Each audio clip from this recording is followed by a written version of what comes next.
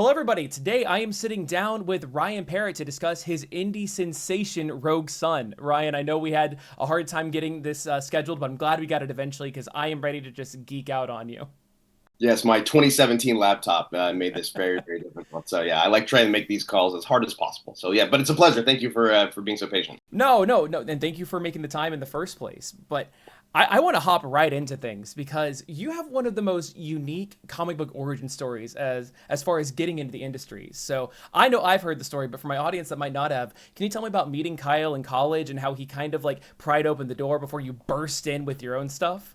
Yeah, I'll try to do the short version because otherwise it can turn into like an epic. I went to art school to do comics. I wanted to draw comic books. That was the thing I wanted to do since I was like, 8 years old. And then I got there and was like, oh, I am never going to be Jim Lee. So like I kind of abandoned that and went to film school and kind of reignited my love of comic books while I was there from I remember my roommates were like, hey, we're going to the comic store. I'm like, oh, you can do that after you turn a certain age. So like it was kind of fun to go there and did that. And I got back into it. And then when I was I made a short film, or I wrote short films for people in college just because it was easier because I didn't have the money to make them. And a buddy of mine was making a short film that I wrote. And as a writer on set, there's nothing to do. And I remember looking down and there was a guy sitting on on an Apple box near the edge, and he had his computer open and he was working on some like post effects, and it looked like a superhero movie. And I was like, that's crazy. What is that? And he looked up, he's like, oh, it's my senior thesis, and I'm doing like this Watchmen style epic. And it was Kyle Higgins before he ever wrote any comics. And we started talking about comics. And when he ended up moving up to LA after a year after I did, we became friends, and his short film got him into the comic world. And so I just spent like every day after work, I would spend time with him, just like we'd be like pitching ideas, and he was like breaking in. And he broke in pretty. I think he broke in with Captain America at Marvel, and he ended up doing some stuff at DC. And then weirdly enough, I was working as an assistant for at Bad Robot. And then one day I got a call from from Kyle being like, "Hey, I got Nightwing and Deathstroke in the same week." And he's like, "I have to finish Batman: Gates of Gotham." He's like, "Would you be willing to come in and like help me write the last two issues because we had like 2 weeks, something like that?" And so I was like, "Yeah, sure, man." So I left after work and we would spend time together and do that, and that's how I broke into comic books. It was a very weird. It's just one of those things. People think networking is like finding people that are like going to help you, and I just was like, I liked finding friends that were just like into the same things, and I got lucky enough that we were like able to sort of we were both doing our own thing, and it kind of led us into working together. That's awesome. I mean, it does suck that they misspelled your name on that first issue that you were published on. Oh yeah, too many R's. Or there's like three R's or two T. I don't know. It's like way too many letters. But yes. So then you ended up pivoting from that one off Batman, and that just being on your desk made you a Star Trek writer. Is that right? Yeah. So I did. It's that thing like your first comic gets done, and I remember I was like, I took my lunch break and I drove over to Heidi Ho Comics in Santa Monica, and I went in and bought my first book, and it was like with Batman Gets Gotham, and I brought it in, and it was on my desk because I was super excited. And Brian Burke, who was the producer of Lost and Star Trek and all that stuff, he walked by and he's like, "Is that yours?" And I was like, "Yeah." He's like, "I didn't know you wrote comics." I'm like, "It's my first one." He's like, "Well, let me read one." And so I already had a script for another book that I had been writing, like a comic that I had been writing, and I gave that to him, and he was like, he read it, and he's like, "This is pretty good." He's like, "Do you want to do Star Trek comics?" I was like, The ultimate that, break. yeah, I was like, sure. And he's like, cool, we'll call Mike. And so he had me call Mike Johnson, and I met Mike Johnson for coffee. And I remember sitting down across from him, and his arms were folded, and he was just like, "So they're trying to get you to take my job." I'm like, "No, man, I swear to God, I'm not trying to take your job." And we ended up becoming really, really good friends, thankfully. But like, he told me afterwards, he was like, "Man, I did not want to work with you." And I was like, "Totally, I get it. I don't want to steal your money." But I ended up really loving doing that and writing with him, and we ended up doing a bunch of Star Trek comic books together, just because he's like, it was really fun to be able to work with somebody who'd been doing it for a while in sort of the Kelvin universe, which is like a little less canon heavy, and we could kind of do more things. And so yeah, it was like a weird way. Is like, I know some Star Trek fans are like, that's not fair. Like he just lucks his way into getting Star Trek comic books, and they give anything. And I'm like, yeah, sorry. Oh no, I can relate. I ended up working for a big YouTube channel right out of high school, and people were mad at me in my little circle because like, oh, he just like lucked into this. But Yeah. that's how any of the creative industry works. It's like talent plays a huge part of it, but it's also not just about who you know, but about who knows you. And Yeah, and I am it's the break. jealous of many of my friends for the things that they do. So karma plays both ways. Exactly. Well, so what has it been like to start working on books that are your own? I know that you were playing around with Batman, you were playing with Star Trek and Power Rangers, but now you've been really making a lot of strides with your own work. It's really fun. It's like the idea that I have an Image superhero is crazy to me because like I was like 13 when Image came out and when it started, and like I bought every single one of those. I bought Savage Dragon, I bought Spawn, I bought Wetworks, I bought Cyberforce, I bought Youngblood, I bought all of it, and I bought Troll and Glory, and like I bought everything. It was like every random, if they put a book out, I was like blood was a Brigade or Blood Sport or whatever. I was like, yeah, I'll buy them all. And so the fact that one of my characters is in that world or in that like universe in some way, shape, or form is insane to me. Like I don't still doesn't quite compute. But it's really interesting. I do think working on licensed comic books is a great way to sort of like learn how to tell stories because you're already using someone else's sort of like formula. Hmm. You know, like you write a Power Ranger comic book, there's like, you know, it's a pretty set. There's certain things that have to happen in every issue, and there's certain things that readers expect, and and so you're like, okay, so you start writing to that, and then when you do your own, you have to basically create that infrastructure yourself. You have to figure out, oh, what are the things that I want in my book? What is the pattern and sort of the story elements? And so working from something that you've already seen those ingredients and then build your own is sort of an interesting thing because you can kind of zig where you used to have to zag and whatnot. But yeah, it's just a fun. It's you know, sometimes you realize you go in with an idea and you're like, oh, it's gonna be like this, and you start writing it. You're like, oh, I had no idea what I was doing, and I'm figuring that as I go along. And so that part's kind of interesting, but it's really neat to go from license to your own because you really do get to sort of set the rules yourself. Well, isn't that neat? Because, like you said, you didn't really know where the story was going when you were first making it. Like, I mean, I'm sure you've already had the major beats in mind, but that's kind of Right. like that's kind of how all the classic comics we grew up on were. It's that like people, like writers and artists, made mistakes or continuity errors, and they had to then fix that and write their way out of it, and they ended up building this really interesting lore and world building just by going forward and not necessarily looking back. Totally, yeah. I remember hearing a story. I hope this is not apocryphal, but I remember hearing there was a story that when Todd McFarlane was drawing Spawn in the early things, sometimes he would draw him like different numbers of spikes on the hands or like the chains. And at a conference or con, he was like, "Why that somebody called him on that?" He's like, "Oh, the suit's alive." And it changes, and he just did that because he wanted to justify that he hadn't paid attention, and that's canon for the comic. Like he ended up having to write that into the book, and I was like, that's awesome. I love doing that.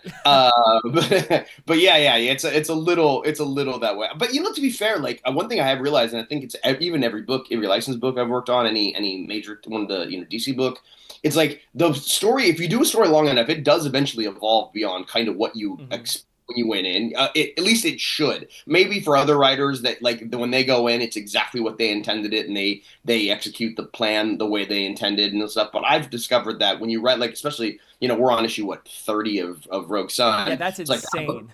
yeah, that book's evolved a lot. Like that book has changed a lot as I've gone over time over the series because it's like, oh, it started as this, but and you have to sort of like take that into consideration, like the feedback from the fans and what you like, and sometimes the characters tell you which way they want to go. Hmm. Like there's storylines that you write, you're like, oh wait, no, they wouldn't do that. They would feel this way or they would feel that way, and you have to listen, otherwise it's just gonna think. So I feel like sometimes that's what causes the book to sort of shift and change is it's all the different pieces at the same time, and I don't know if there's any way to really like plan that all out.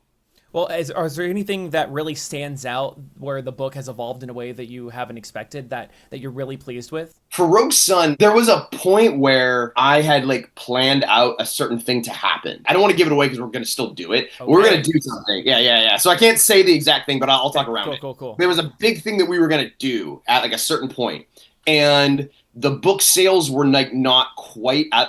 We had been really late on a bunch of the issues in a row, and that whenever you're late on a book, it tends to like readers, they move on to something else or they don't pay much attention. And book was late and our numbers were kind of dipping a little bit. And I remember Kyle was like, "Hey, I don't think you should do the thing yet." And I was like, "Why?" He's like, "I think we need to we need a little more time to let people to earn the faith back from the fans and then do this thing. Hmm. So otherwise it'll feel like it's a gimmick as opposed to what you intended in the story." Does this make sense? I don't know Yeah. if that's No, too makes total inside sense. baseball. I But mean, that was something that we were like, we got to like earn the faith back that the book's going to come out on time and and it ended up being the best thing for the story because it ended up opening up. I had to sort of pivot to like a new storyline that I and I sort of made it up on the fly, not on the made it up on the fly, but I was like, oh wait, I can do this, and it opened up a whole new direction. So now when we end up doing that thing I was planned, we're going to do it a totally different way, and I think it's much better. So it's one of those things where the actual economics and the sort of like the sort of the behind the scenes elements of making your own independent comic book ultimately ended up adjusting the story, but I think made it better in the long run. It'll make more when the book's all over. I'll tell you all about Sure. it. But right now, I don't want to say it because we're gonna do it. But like, it was one of those things where it like you had to sort of like the industry sort of dictated the story. Yeah, it's interesting that you say that because that is something that is pretty unique to the medium of comics. Like, Mm-hmm. I mean, look, I love floppies as much as the next guy, but I came into this hobby a lot later than a lot of people, so I don't necessarily have the same nostalgia and purism of buying issue by issue. I very much am a trade waiter. I like to wait, read, and binge, and I think a lot of modern readers are like that. But stuff like that, the way that you have to pivot on an issue by issue basis because the economics are very relevant for keeping the book alive. I mean, you guys aren't doing a Batman or a Spider-Man. You guys have enough brand recognition at this point where you're not just flying by the seat of your pants, but the actual numbers really do play into that. Has there been any kind of pressure on that end, especially because like Rogue Sun is one of the main faces of the Massiveverse? I mean, you guys are back on track now, but what was Right. that like when you were missing those deadlines initially? Well, I mean, part of it was just my fault. My film and TV stuff. I do both. I work in film and TV as well. Mhm. That had sort of taken up that was just a lot of stuff that happened really quickly, and it was sort of taking away my focus a little bit. And I was overselling a lot of. I had a lot of books that were sort of in the pipeline at the same Yeah, yeah. time. It's always hard. You get as a writer, you're always terrified of saying no to work because you'll never know if you're ever going to work again. Especially in this Uh, economy. Exactly. You're like, oh, I'll do 8 books a month. Let's try it. What could possibly go wrong? And then what happens is they all go bad, and then they all end up slowing down, and then basically everything. Yeah. So like, but I mean, just to say, Image has been the most supportive partner ever. Mhm. Absolutely. I mean, the book is without like Eric Stevenson's faith and desire to want to have the Massiverse be out in front, I don't think we'd still be around. Like he really has put a lot of faith in it. And you're right. Like the prop. Look, I also like trades. Like I love reading them. I will say, and this is not to denigrate anybody who does it. If you wait for the trades, the book might not be there. Like Exactly. that is the nature of it's sort of like it's equivalent of being like, oh, I don't want to go to the movies in the theaters because I like watching stuff at home. It's like that's great, but if they don't make money in the box in the theaters, they won't make those movies anymore. So Exactly. it is a bit of a catch-22. I understand it, but like so that's why I think it's one of the things that's interesting about like writing comics. Like you said, it's like it's a medium unto itself. Is that like I do try to make it so that each issue is worth the money Mhm. and is worth the time. Like I try to I'm very conscious about how much story we're putting in. I'm very nervous about making book setup. I'm a big fan of Tom King. I think Tom King does a wonderful job of being able to make sure that every issue feels like a beginning, a middle, and an end Mhm. through a lot of his books, and I think that's great. I hope that really helps sell his. I think that really helps with the concept of floppies. I think if the worst thing in the world is when you pick up a book and you're like, that was just set up for the next issue. It was like there was an opening and then there was a cliffhanger and then there was a bunch of stuff in the middle that didn't matter. Like I hate that stuff. Like that Yeah. will drive me crazy. So yeah, but just yeah. So that's the thing that we're always trying to do is just make that stuff matter. And it's just different. I don't know. I don't know that I kind of lost my train of thought a little bit, but like that it is such a no other like movies don't work this way, TV doesn't work this way, comics putting out a monthly book like and figuring and writing that story and never slowing down and not missing your deadlines is so hard. Yeah. Like it is quite it is a marathon when you realize that if you like a great book gets what 50, like if you do a great run it's like 45, 50 issues, right? Mhm. Think about that. That's 5 years. That's like 5 years of like never missing an issue and Exactly. everybody working, no one getting sick, taking It's a holidays, treadmill. whew, yeah. And also, I mean, I feel like Image has to be kind to you because, I mean, they infamously were missing their deadlines back and forth in the 90s. So I think if anybody understands the pains of keeping up with creator-owned work, it's going to be Yeah. them. Yeah. Well, I remember there was a book called Pit. Do you remember the book Pit? I'm Um, not. okay, there was one of the early. It was like there were like the 5 or 6 founders, the 5 or 6 like flagship books of Image Hmm. were like was like Youngblood, all, Cyberforce, Yeah, all yeah. those Wildcats, all that stuff, right? And then there was a book by Dale Keown called Pit that was basically he had just come off of Hulk and he was doing his own book, and the first issue came out and was like amazing art, Hmm. and I think the second issue came out like 4 months later, and then the third issue I think came out in like 4 years later. Like it was just like Oh, no wonder I I haven't think he heard was of in it. a yeah, I think he was like in a band or something, and like I love the art, and it was like amazing. But it took him forever to get like I think it took him like 3 or 4 years to get the first 6 issues out. And Man. I just like so I'm always thinking I'm like I'm like okay, at least we're not Pit, That's good motivation. Yeah. Well, I know that you were working on Rogue Sun before the Massiverse was really a twinkle in Kyle's eye, because I've heard from interviewing Matt and Kyle that you guys were all doing your own things and then decided to come together on that. So, one, I want to know, what was it like to not necessarily give up creative freedom by tying into a connected universe, but I also want to know the origin of Rogue Sun himself as a concept. Yeah. So yeah, the idea was it was like I don't think it was like a fully formed concept. I think I've told the story before, but Kyle and I went to I got tickets to a USC game. I don't remember who they were playing, and it was like kind of it was like midday. It was like and we were just sitting there, and he was telling me he's like, hey, like I don't even know if Radiant Black had come out yet. I think he was still in the early days of it. Mm-hmm. And he was like, I'm having a really good time doing this book at Image. Like, they're really supportive and it's really fun and like it's really cool doing your own superhero book. And he's like, do you have any ideas? And I had like a half-formed idea about a kid who I liked the idea of a guy who got superpowers, but in order to use them, had to learn and work with the person that he hated the most in the world. I just thought there Yeah. was something really unique about that. This, I think I've said, like, it's like, imagine if you're Tony. Can you swear on this? Is it Oh, okay? absolutely. Yeah, it's like imagine if Jarvis was an asshole. Like if Jarvis was just in Tony Stark's ear the entire time, just telling him what a terrible, terrible superhero he was, and that was the idea that I had, and I just thought that was a really fun relationship. And so I kind of pitched him the idea of the kid whose father left him, and then he comes and finds out he has another family because I was born from my parents divorced when I was a kid, and my dad remarried, had a whole other family, and all that stuff. Mm-hmm. And so when I would spend summers with him, I always felt sort of like the outsider of it all, and so that's where it all kind of came from. And I just like that. And then the idea of it sort of being the really cool thing about like combining it to the Massiverse was with Kyle's like, well, I'm already in Chicago, and Inferno Go Red's in like her own city in like another reality, and then like Melissa's gonna have something in San Francisco. He's like, you could have something in sort of like I was like, well, I been to New Orleans, spent a little time in New Orleans, Mm-hmm. where I proposed to my wife. And we just had a great time there. And I was like, I remember I would walk around all the time and I would see all the above ground Oh, cemeteries. yeah, yeah. He took all the tours, and I was like, this town is perfect for a superhero. It's kind of small, and weirdly enough, you've got like the touristy stuff, you got all the history, and I was like, and in the gothicness of it, I just Mm-hmm. thought, oh, there's such a great like element to it. It's got a Gotham City kind of element too.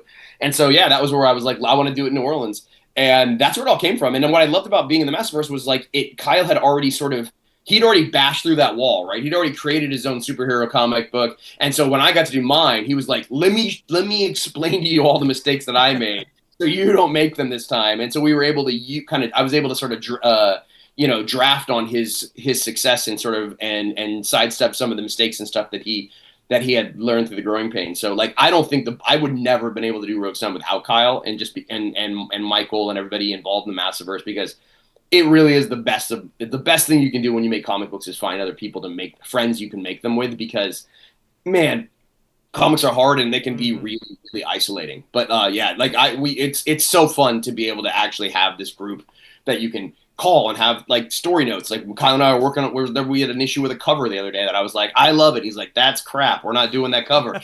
And I was like, oh really? And then we did the new version. I'm like, oh, it's 10 times better. So it's like that kind of stuff. Like it's just like you get other voices and you get other opinions, and they're in the fact that we're all honest with each other and friends helps so much. Mm-hmm. Mm-hmm. I was actually going to ask about New Orleans a little bit later, because it seems like a very underutilized city in comic books. It seems so obvious for everything that you're saying, with all the mysticism, the gothicness, the history. Have you spent more time in New Orleans since starting Rogue Sun, or have you learned even more about it doing research for the book?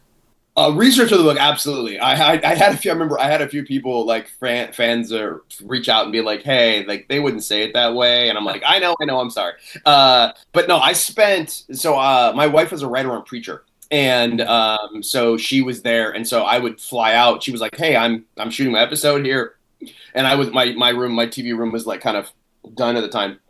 She's like, "Do you want to come out and just like stay in the hotel and you can like wander around New Orleans while I work?" And we can have dinner next. I'm like, "Yeah." And so I would go there and I would wander the city. And what I like you said, what's amazing about that city is like it's almost like a tree with rings. Like if you get in the mid center, you have Bourbon Street, all of the touristy stuff, and sort of the nightlife of that. And then you take one step outside of that, and now you're getting into the jazz area, getting into the music areas, all that stuff, Frenchmen, and all those other ones. And then you go a little bit farther outside of that, and now you're getting into sort of the classical architecture of the location. Because it's a really old city and has a lot of really fun stuff. And it was I think it was a French fort for a little while that had been to, or a Spanish city. There's a lot of stuff there. And then you go farther outside of that, and then you're getting into the glades, and you're getting into like the South, and there's like it just and there's plantations, and just there's so much stuff that expands out that it has a little bit of everything that you need. Yeah. You see New Orleans on a commercial.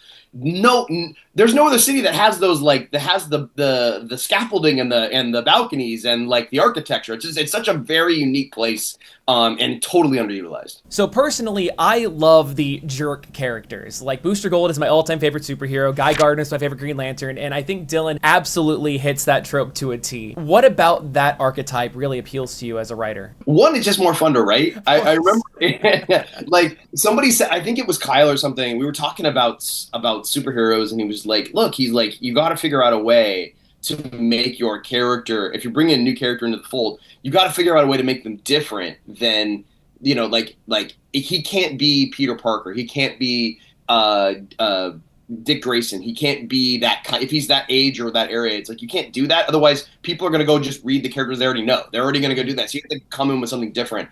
And I remember when I worked on a show, Eric Kripke, who does The Boys, who's the master of writing like bastards. I remember he said something about when he was writing Supernatural. He said the great thing about Dean Winchester is that Dean can say the meanest, worst things to people, but as long as he is like saving the day and sacrificing himself, people will forgive you. It's like the Han Solo, that approach of like as long as the people they're saving that like they're people respond to actions more than words. And so I was like, okay, so if we do that with Dylan, this idea of a kid, and also I was just thinking, like, his dad leaves him, and like he's kind of been raised, he wasn't particularly, he was sort of like, he's got a big chip on his shoulder, and he's not going to be a nice kid. Like I don't know if you've met a lot of high schoolers, they are brutal, man. Like, yes.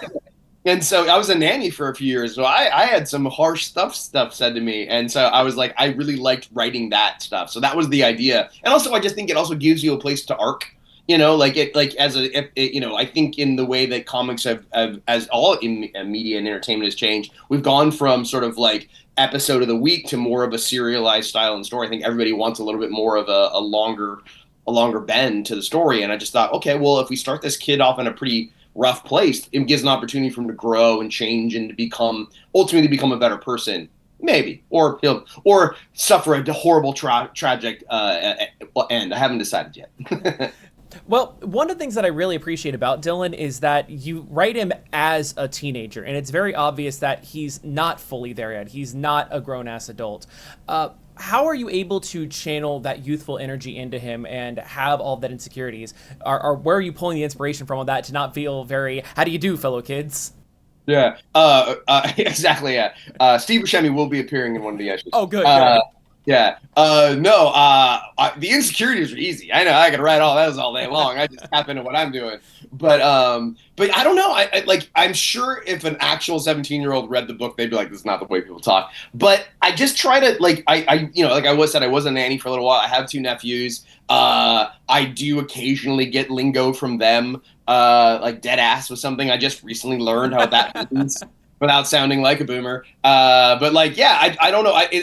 I think I just try and write him as being, he's unapologetic, I think is something that a lot of high school kids have. Like they have there's like a wonderful arrogance to the fact that when you discover who you are, or you're trying to shape your identity, the way that you do it is that you just like kind of like draw a line in the sand. I don't know. There's a kid I shouldn't say this. I remember when I was a nanny. Oh man, he's gonna kill me. I'm not gonna say his name, but it was one of the kids. I remember he did something wrong one day, and I went up to him and I was like, "Hey, like I was like, you did this wrong." And he's like, "Yeah." And I was like, we were waiting there. I'm like, "Are you gonna apologize?" He's like, "I don't apologize." I was like, "What?" He's like, "I don't apologize." I was like, "Why?" He's like, "That." He's like, "That shows weakness." And I was like, Oh no. damn, man. I go, you're in for a rude awakening. But I remember thinking about that. I never forgot that moment because I was like, oh, that's just the way he sees it. And he's like, and he was just trying to figure. He has eventually learned to apologize. Of course.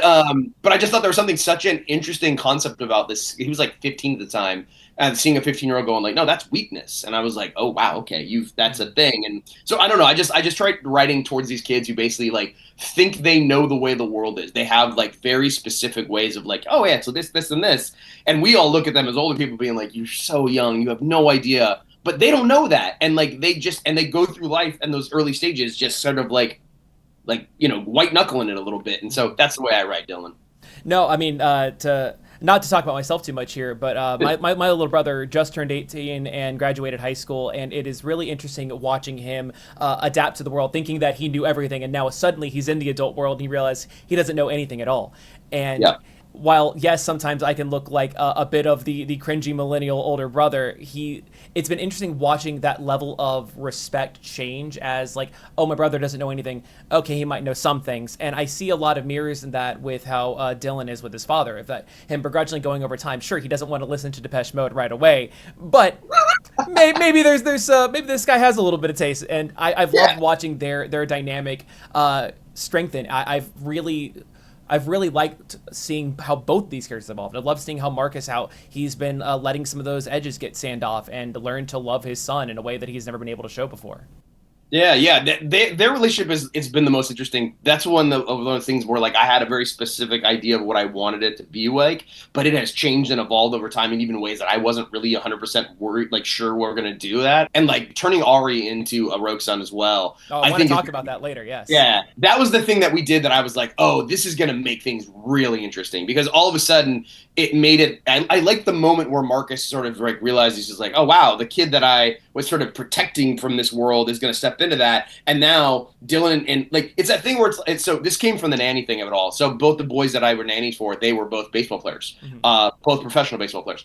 And what was really interesting is like, when they were when the they loved each other, but when they played on the same team together, they hated each other. Mm. Like they were just so competitive with each other. But outside of that, when they didn't play together, they were like very supportive of each other. And I just thought there was something interesting about that thing where it's like when for one of them being a baseball player, being on the team, being one of the best players on the team was his identity. And then his brother came in, and his brother was really good. And I think he felt threatened by that. Well, suddenly it was like, oh, you're kind of infringing on my identity, what I define myself as. And even though they loved each other, there was just this natural born competitiveness. And I thought there was something really interesting about bringing Ari in and having like Dylan finally gets to a point where he's like, okay, maybe I can do this. I actually kind of like this. I'm getting better at this. And Marcus is like, all right, I'm going to have to, he makes some mistakes, but we're going to work this out together. And then Ari comes in and it's like, oh man, just this idea. It's just like a wrecking ball in regards to like that sort of very fragile sort of like relationship.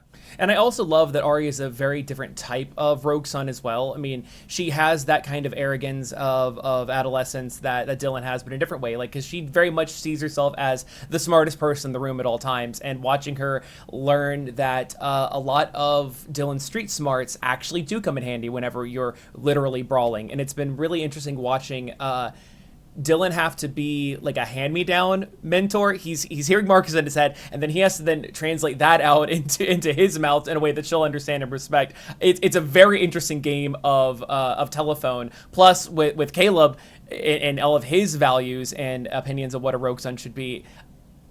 It is so hard to describe, but it is nothing I've ever seen in comics before, and that is so. It's so unique to see that because I've read thousands and thousands of issues, and it is refreshing that I never know where this story is going, and you're always keeping things fresh, even with seemingly outdated tropes. Oh, good. I'm glad. Thank you for saying that. I really appreciate that. Yeah, I keep like that was just that storyline just started becoming like about step parents Mm-hmm. and this idea of like I have like my both my parents remarried. I have a stepfather and a stepmother, and like having very different relationships with both of them, Mm-hmm. and have been in situations where I'm getting advice from different people in different ways. And I liked that idea of sort of Marcus being with Dylan and Caleb being with Ari, and just seeing the two different ways that you can mentor people. Like you can mentor people, positively, negatively. You can there's manipulative elements and all there, and it was just fun to sort of try and bounce both of those things off of that, and then see how some people. Some people respond differently to different types of teachers and different types of people, and so that's what I like. And as you said, Ari's also, it's funny because like Dylan gets a lot of grief for being such an outward like bully element of all, Mm-hmm. but like Ari's Oh, she's so mean. done a lot of bad. But like, to be fair, she's a posh 16, or she's like 16-year-old what do you call it private school girl. Yeah. Like she's had a very pretty, very like self-confident, very and I think she has a lot of resentment for the fact that she thought that the mantle was gonna come to her. Mm-hmm. And whether or not she admits it or not, I think the fact that her father said that didn't give it to her because he loved her too much and didn't want to injure her, and the mom was like, please don't put our daughter in that thing, I don't want to lose someone else to that thing. I feel like she feels like she had sort of been, that might be the first time in her life she heard no. And I think that she's still dealing with that. She's still dealing with, how do I? Oh yeah, by the way, now you have a new brother. It's Yeah. like there's a lot of who's older than you. Like that's the thing. It's just like she was the top of the food chain for the entire time she was growing up, and then this guy comes in and literally gets the thing she wanted and moves into her house. Of course, she's gonna have resentments, whether or not she likes him or not. I don't think she hates him. I think she actually likes Dylan in a lot of ways, but I think she's still trying to process. I know what my life was. I was set in a very specific path, and you've kind of derailed that path, and I don't quite know how to handle that. And I also love the elements of nature versus nurture that you're playing with too, because while yes, they do come from radically different backgrounds. With Gwen put very different morals and an outlook on life in Dylan, but also you see Marcus's stubbornness inside of both of them, and I really love seeing whenever.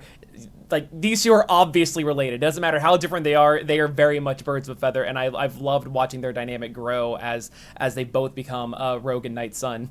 Yeah, thank you. Yeah, they're fun, and I didn't. It's really weird. Like I didn't really expect that relationship to be like one at the forefront of the series, but when it got there, I was like, oh, it just was the most fun, and easy to write, and like that. Sometimes when it's easy to write and it comes naturally, it's like just lean into that. It's Yeah. like okay, yeah, like I don't need to like reinvent the wheel. Just like that's working. Let's go that way. Totally.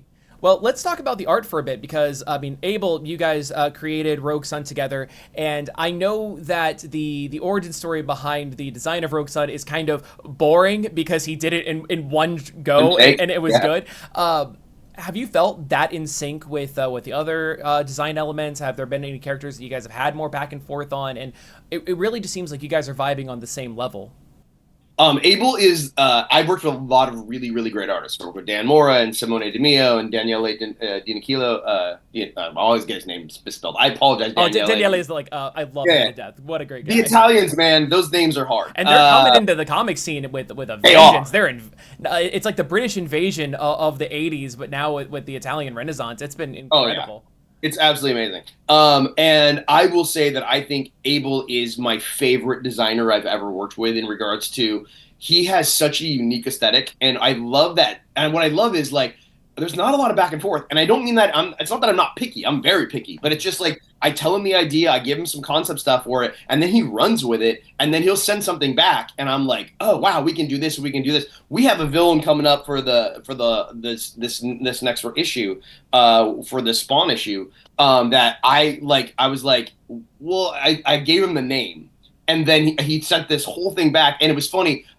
There was a story element of it that I hadn't even really like put into the book, and he designed a part of the character, their arm, that I was like, oh, that's exactly what I was going. Like he reads between the lines in ways that I've never had anybody do that. I think the only character and we don't do more than one or two passes. I think Ornate, the time traveling character from the Choose Your Own Adventure, Hmm. that was a one and done thing as well. I think I told him I love the idea of him having one of the incense burner. Like I think I had an idea that I like the smoke element. I like smoke in comics, so a lot of my like Noxious has a lot of smoke. I realize I have a Smoke and fire. It yeah. really adds something to the characters. I have a type.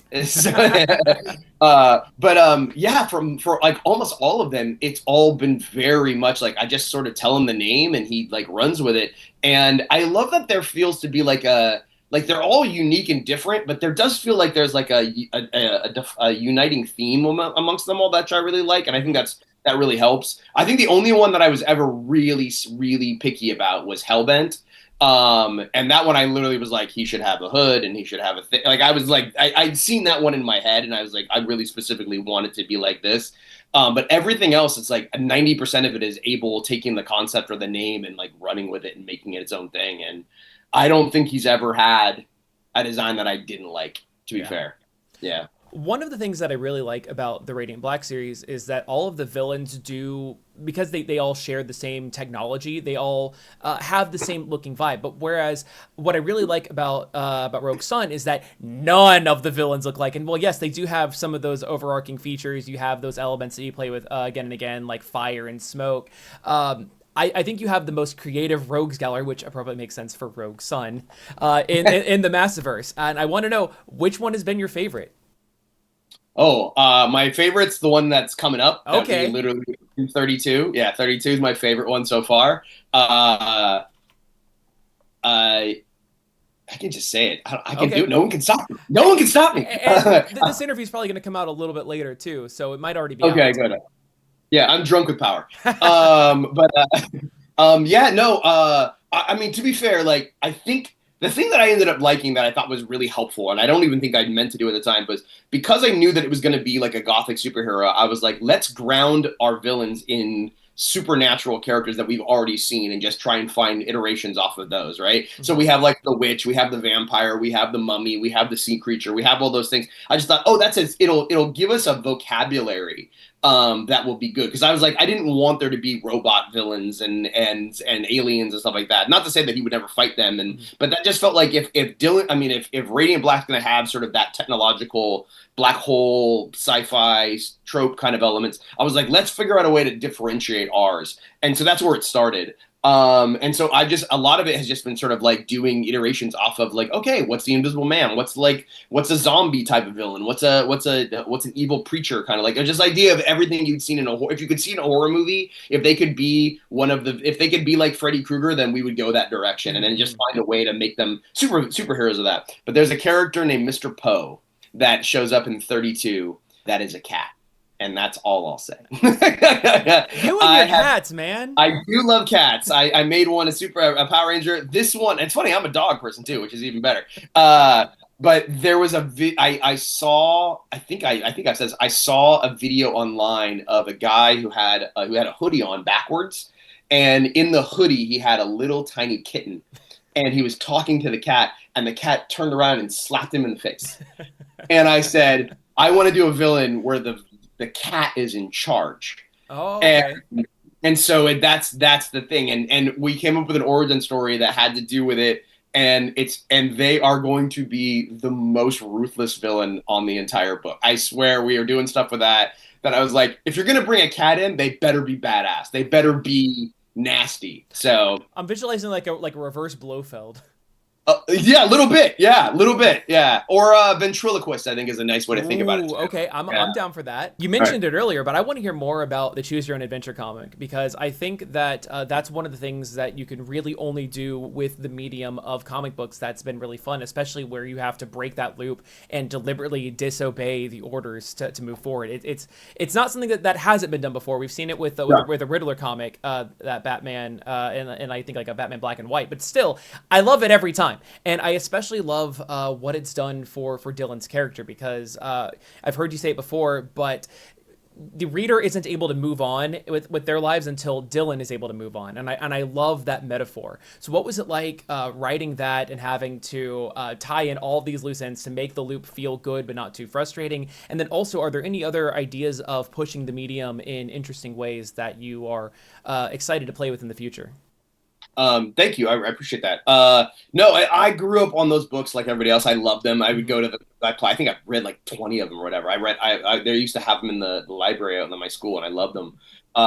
And I always thought in a comic, it's so easy to do it. Like it's just something, or not easy. It's just like, it feels so easy. It feels so perfect because you have the images and the flipping through it all, and you could do. And I think the thing that made it like really cool was when we wrote it. I didn't know that we were going to do I knew we wanted to do it. It actually evolved. We are like, okay, we'll just do a straight choose your own adventure. And then I realized I was like, well, I remember somebody asked me, they were like, well, if it's a choose your own adventure, like there has to be only one ending. Otherwise, people aren't going to know. Like if it has 5 different endings, like which one's canon, which one's going to be picked up in the next issue. And so we knew we had to fold it back into one ending. And so we knew, and then I knew that I thought it'd be fun to do a loop where you could do a thing where the art looked the same all the way through. And then we also had this idea that maybe there would be like 2 pages you couldn't get to that you have to flip through the book, because like you could do that in a comic and you couldn't do that in a novel because the novel's too many pages, but a comic's only like 26 pages or whatever. Yeah. And like so it was like, oh, we had stuff that knew people could do. And so when we came up with when we started talking about figuring out the story, and Nick Cotton's my co-writer on it, and we got to that idea of like trying to come up with how do we create an experience for the reader that's similar to what Dylan's going through. This idea of, it was the first point in his series where he was doing stuff where he had to make choices on his own, and the idea of having the audience have to do that too and be frustrated, like thinking, well, it has to be this way. Like, I'm going to do that. That's the right answer. And then to have that be wrong and be shown that you're making mistakes, and then ultimately have him have to cheat and have the audience. I remember I was like, man, people might be mad. I almost tried to change it at the last minute, and my roommate and Nick was like, just trust them, man. Like, you have smart readers. They know how this medium works. They'll figure it out. And I'm so glad we talked me out of it and we did it.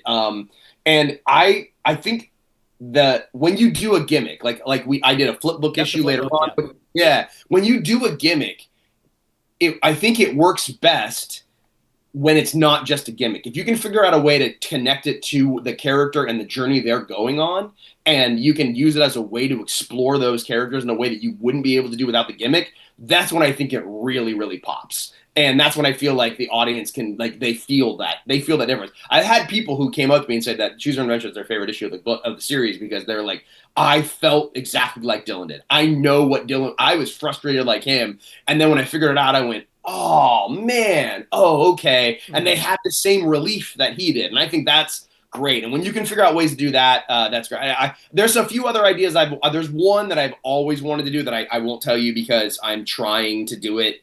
There was about a 5-minute discussion about doing a spinoff spinoff book of Rogue Sun. Okay. Just like a 5-issue miniseries, because I had an idea of what I wanted to do with this 5-issue miniseries that I have never seen anybody do in comics yet.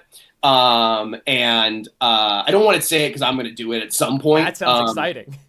Yeah, so I have one more of those, and I do think we might. We have a pitch for one more, like, not gimmick issue, but like one more medium justing issue that we want to do for Rogue Sun going forward. To be fair, I might come up with another idea the other day, but like that's the thing. It's like always trying to find stuff that, like, that's the great thing about doing an indie comic is we have like 3 people that we have. Like, I can do whatever I want. If I want to do something with it, I can. If I was doing it at Boom or at IDW or Dark Horse or Marvel, you're gonna have to get 20 different people approving that and stuff like that. So you have the luxury. What you lack in readers, you gain in freedom, and I think that's the fun part. Is when you can, like, I heard this a long time ago, and I thought it was really, really great. It was a writing note, which is, the minute you learn the rules, it is your obligation to break them. Oh, for sure. And I thought that's something with comics. Like, once you learn what is expected of a comic book, you have to start breaking those expectations, or you are just going to turn into every other book. And it also really ties in with how you want to make sure that readers are getting the most bang for their buck and that every issue is delivering on a unique experience. Because, like I mentioned earlier, I'm actually very new to the world of comics, all things considered. I got into them in college to impress a girl, which I realize nobody has ever said in their life. But did it work? Oh, it absolutely worked.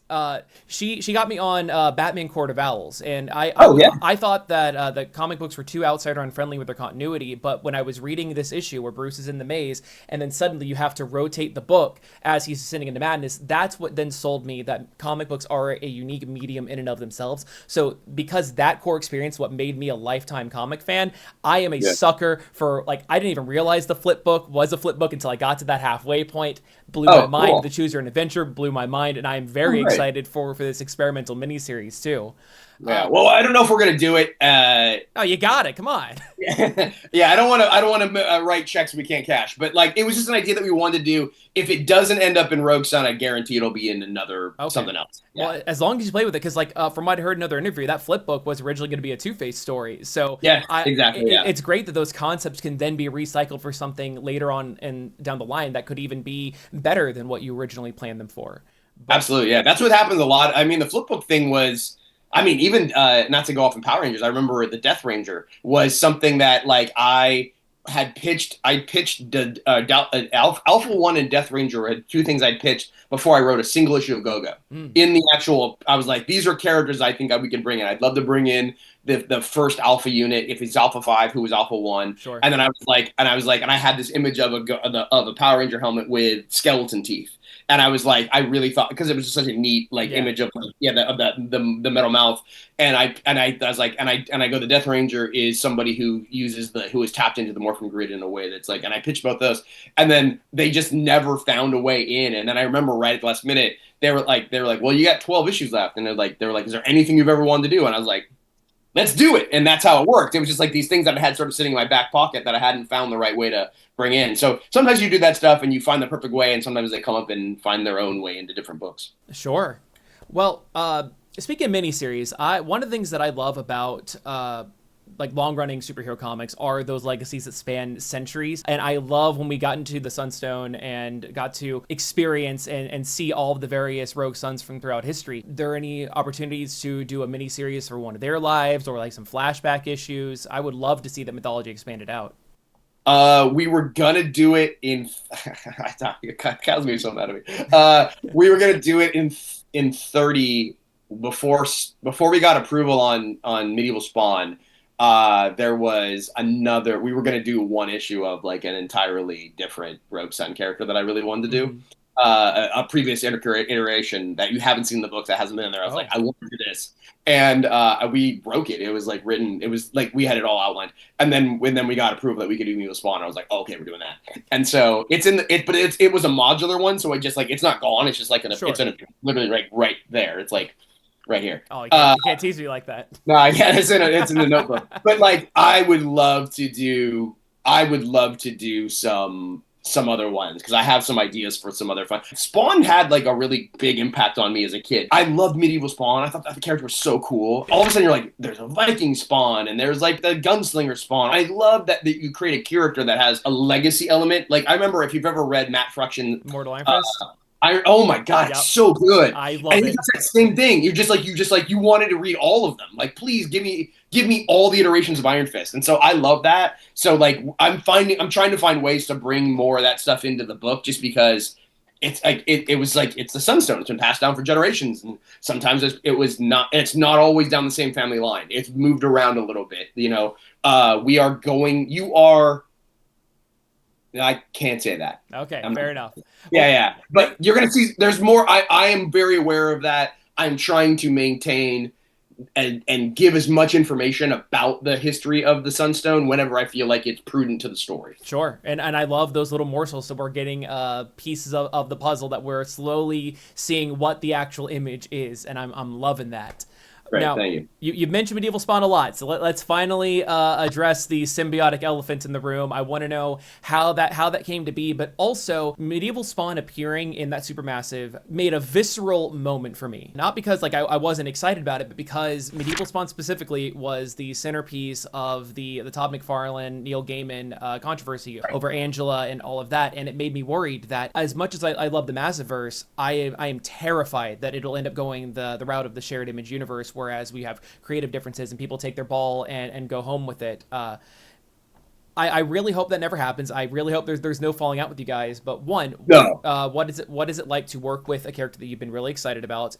What is it like tying into the larger Image universe? But then also, what kind of checks and balances is there to make sure that any of the world building of the universe isn't being tied into another writer's intellectual property? Because like you've got the entire magic side of the magic verse locked down. That's an entire element of this universe that is in your control. So if you left, that could be dangerous for other people playing in this ball pit. Yeah. First off, I promise Kyle and I and the rest of the members of the Massiverse will never have a falling out about this. Okay, good. I owe this book to Kyle. He's one of my best friends. He's one of the most tenacious.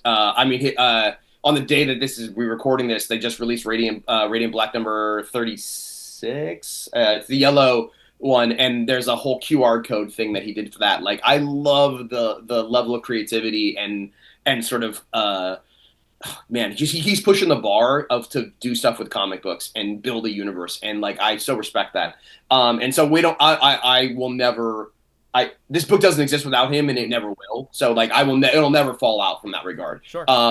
We all have our own we have creative disagreements, and everybody gets a little, everybody's like, it's my toy, and I don't want you to tell me what to do with my toy. But at the end of the day, like the respect level I have for everybody who works and how hard everybody works, just to do comics will never be a problem. But regarding Medieval Spawn, so the way that started, I don't know if it's, but the way it popped up in Supermassive was kind of I think Kyle ran into Todd at New York Comic Con. And Todd, and he told him some of the stuff, and Todd had heard about the Massiverse and was very complimentary of what we'd done. And I think, as just a casual, like, it'd be really cool to do a crossover. And I think Todd had been like, yeah, sure, maybe. And then I think we followed up with him like a few months later, and he was like, yeah, you can, if you want to. We just pitched him the idea of just doing a stinger at the end of Supermassive as just like a thing, and there with no guarantee that we'd be able to bring it back, but just a thing of like, that'd be fun, and we'd like to plant a flag that we're all kind of in the same universe, and show kind of the respect and sort of the admiration we had for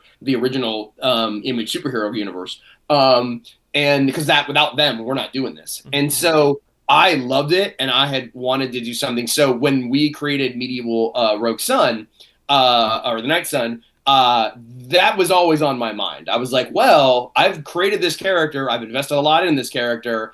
It would be really neat to try to bring that in there. And so we ran into Todd again. I think it was at San Diego Comic-Con last year. And Kyle asked him again and said, would you guys be open to this? And we pitched the thing, and we talked about it. And he was like, absolutely. He's like, I really like what you guys are doing. Everybody at McFarlane Productions has been so generous and awesome about it, and just letting us do this. Like they so easily could have said no, but they've been great partners. We've been talking to them. They're reading, they read everything we're doing, and they're excited about it. And like, yeah, it's been really fun to be able to. I just like the character, and it feels organic. It doesn't feel like we're just like. We're in the same universe, like, Spider-Man and the X-Men just show up all the time in each other's books and all that other stuff. And it's just like, it's a little bit bigger deal because we're all kind of playing with each other's toys for a little bit. But like, I think we all respect each other and want it to work. And it just felt like if we could create a good story and make it fun and unite these worlds, and make everything feel a little tighter and a little additive. It's been fun because there's a whole other thing there was a story element that I thought we had solved. And then I forgot about it because it's like one of those things like you put it in a book and then you write the issue and it falls out and then you forget you never talked about it. Mm-hmm. And as I was working on 31 with the Medieval Spawn, I was like, oh, I could actually use this as a way to answer that. And so yeah, we're always very aware of, obviously there's a lot of stuff that's going on whenever you have your own create your own book. There's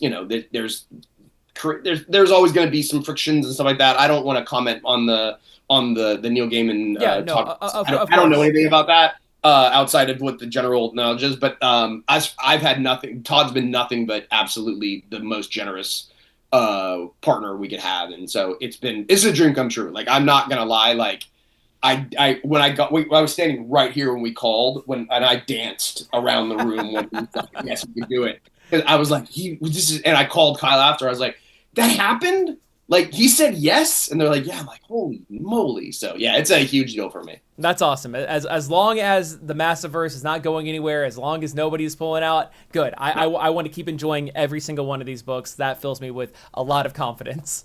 Yeah. If people keep reading, man, we'll keep doing it. Like we like that's it's been the coolest thing for me is like I've been going to conventions for the last, I don't know, 6 or 7 years, maybe a little longer than that. And for a really long time, most people came into my booth for like, oh, I love your Power Rangers. And that's awesome. And Mm-hmm. it's really, I'm glad people love Power Rangers, and I'm very proud of that work. And I'm still doing it to this day. But what's really been fun is like over the last, like, I guess 3 or 4 years, like not even like last 3 years or so, I've gotten a lot. It's about 50-50 about people who come up and go, I love Rogue Sun. You know, I was at the train station in San Diego standing there, and a guy walked by and he's like, are you across from the other platform? I was like, are you Ryan Parrott? I'm like, yeah. He's like, dude, I love Rogue Sun. I was like, thank you. Like, you know, that makes you so happy. Like you love Power Rangers and you love working on other people's stuff, but there is something a little bit more special when it's the thing that you created and it's entirely you, and it's the thing that, you know, you never thought you'd ever have. Like that's the fun part. I think that makes it a little more special. Well, awesome. I think that you have organically hit on all the other questions that I had prepped just through the regular conversation. So I want to be considerate of your time. So are you down to do some rapid fire viewer questions? Sure. We'll call Absolutely, man. David Charles Schaller, who wants to know, how does it feel to mic drop after writing the best Power Ranger story of all time? One, you didn't tell me which one it is, so I don't know. But I'm Dealer's really choice. Dealer's choice. I'm assuming he's talking about the one where I turned Yale the cat into a Power Ranger. Probably. That's probably what he's talking about. No, I love Power Rangers. It was really fun. I'm very excited. I guess they're coming to Fortnite in a few nights, and I'm gonna. Oh yeah, I'm very excited about that. Which one, I'm now I have to decide which one I want. I mean, that's like, who do you go green? Do you go white? I'll put them all in the rotation. Yeah. Oh, that's true. I'm gonna spend like $50 just on Power Rangers things. I was not a Fortnite guy until the Marvel crossover came out. Now I'm addicted and I hate it. And I'm gonna buy all those damn Power Rangers. I know. I just bought the kit car today because I was like, I got sick of getting in the car and not having a cool car, and I was like, wait, kit from Knight Rider? I'll buy that. They hit me where they know. But no, I'm glad people like it. I'm really proud of. I think Go-Go Power Rangers is my favorite of the entire run, if only because it taught me what I think is important in writing and the things that I like. Because I realized, oh, when you can actually start to like dig into like why people do the things that they do and like put your stamp on them in a way that feels unique and special and lets you tell people about yourself. That's the writing, I think, that ends up making you like walk away going, okay, I think that was worth my time. It's cathartic, but also sort of like an added, like you just want to add a brick to the wall and then hope that brick stays when you leave. Millie PC42 wants to know, what was your favorite moment of Rogue Sun currently out of what's been released? All the interactions I've had with people about the Choose Your Own Adventure have been really fun because I get to ask them what if they got frustrated or if they got stuck. So that's been really fun. Yeah. I'm trying to go through the entire run in my head right now. And I think, I really liked the end of the first arc. I thought the end of the first arc, the reveal of who killed Marcus, was to me a pretty obvious thing that I was really afraid. And when I say obvious, I mean I was afraid it was going to people were going to be like, of course. And so when it seemed to hit a lot of people with like, whoa, I did not expect that, and the emotional damage that it created out of that, and then sort of like basically is like the wave we've been like cresting off of for the last like 20 issues. That was the part that I was like, oh, okay, this might work. This might work really well. And so the fact that people got to that first arc and were like, wow, like I enjoy this character. I enjoy this relationship. I feel bad for this character. I also really, I don't know why, I always like that moment when Juliet's sitting in the house and she's talking to Dylan about moving in, and he says, I think you just want, you want to get closer to the ghost of my dad. Yeah, that hit hard. And she goes, my husband's dead. And like, she's the only one who's like, she doesn't even F with that. She's just like, that's not him. I was like, that's one of those things where the character talked to me, where I was like writing the scene. I'm like, my husband's dead. And I was like, ooh, that'll be fun to explore. So yeah, I like Hell that yeah. part. Yeah. Well, we already answered Mr. Simp, who wanted to know about the core dynamic between Dylan and his father and what inspired that, and then other legacy heroes that could have inspired it. So we talked about Matt Fraction with Immortal Iron Fist. We talked about Yeah. your view of coming from a divorced family and seeing that Yeah. dynamic. So I think anything else there, or do you think that's already been pretty covered? I should just say that my relationship with my dad's actually really good, and Okay, good.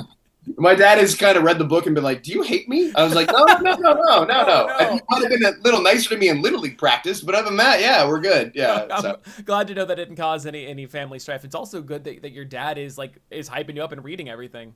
yeah, he gets really excited whenever like he texts me after San Diego like it seems like you have a lot of things going on in San Diego. I was like, yeah, it was really fun, and he's like I should come today. I'm like, please don't do that. No, no, no, no, no. Regular Jim wants to know if you're familiar with the supernatural horror tokusatsu series Garo, and if that had any influence on Rogue Sun. I am not. To my detriment, I have not watched a lot of Tokusatsu, Sentai, Super Sentai stuff. One, I was doing it on purpose when I was writing Power Rangers because I didn't want to feel like I was inherently stealing any of the stuff. Sure. And also, I was just trying to keep all the Power Ranger lore was hard enough. Like adding in a whole other thing with the same suits was going to be something that really messed with me. I know Kyle and Michael and Matt are all really, really big fans of it.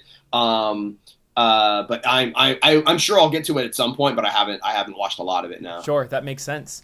And we'll end it off with Ian Abrizi, who wants to know some of the inspirations for the personalities and dynamics of the character, and if there was any character that was the hardest to figure out before finalizing. I'm still trying to figure out Brock a little bit. Mm-hmm. I like he's the Damian Wayne kind of approach that I've got for that kid. And I really that was the most surprising moment was the relationship between between Brock and Billy Bloodmoon. Mm-hmm. And when they put on the necklaces and they got those powers and all of a sudden he's talking and I realized I had created a kid that I was like, oh, they're both the youngest. They're both in supernatural families, and they both feel like they need to prove themselves. And the fact that they became really good friends, so much in fact that they actually designed the holder for the Sunstone, that part really was really fun. And so that kind of came out of just I was like looking for ways to connect stuff, and I was like, well, Brock turning into a giant vampire werewolf would be kind of a fun image. And then I was like, well, wait a minute, that means he's got to talk to Billy, and then I found that whole relationship. So find that Billy as a character really evolved into like a totally different world. But other than that, I really liked Divinity. When I figured out that I wanted to do a person that had almost died and was basically a bounty hunter who was gifted time, what I thought about that was I was like, okay, so if you were basically gifted days, if I'm like, okay, you do your job, I'm going to give you 30 days. It's like that movie In Time. You know that thing? I love that movie.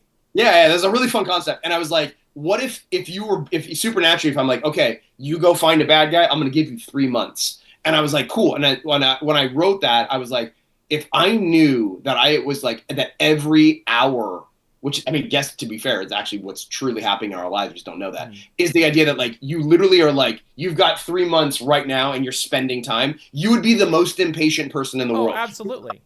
And that dictated her character a moment. Like everything she says is about like she pushes through the door because she's not. I'm not gonna wait. I don't wait for things. I do the things. She doesn't put up with fools. And it was such a fun thing where the concept of who she was, where her powers came from, and what she was dictated the personality. And that was really really fun because I was like, oh wow, I actually really know what the North Star for this character is. And so that was one that kind of came out of nowhere that I actually really really liked.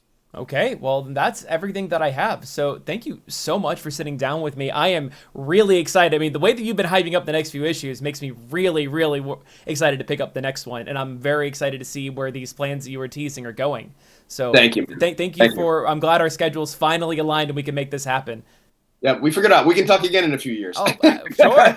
We'll start planning it next week, and it'll eventually happen. Yeah. Perfect. Are there any other projects that you want to promote and any socials that people can find you on? We just launched or had a preview of Mighty Morphin Power Rangers Teenage Mutant Ninja Turtles 3 for Boom. I think that comes out. I don't know when that comes out. I should know that. But that's out there. What do you call it? The ash cans out there. So if anybody wants to know what we're doing with that, that's excited. I have a new book coming out from Mad Cave in September called "It Killed Everyone But Me," which is a horror series. Yeah, yeah, it's basically about it's about a final girl who, after sort of surviving her friends getting slaughtered, 20 years later, she's now sort of a divorced mom and dealing with a kid, Mm. and she has to sort of dig up the monster from her past in order to work with it to stop another series from killers. It's basically Ooh, sort of like a trauma that's series. interesting. Yeah, I call it, it's like Silence of the Lambs meets Nightmare on Elm Street. Okay, Uh, yeah, yeah. yeah, so I have that book coming out. I'm a big fan of the 80s and 90s slashers. I always wanted to make my own sort of version of that. I like talkative bad guys. I love, I love the Scream. I love Ghostface. I love Freddy. I want to do my own version of that. So that book's coming out, and that's September 10th.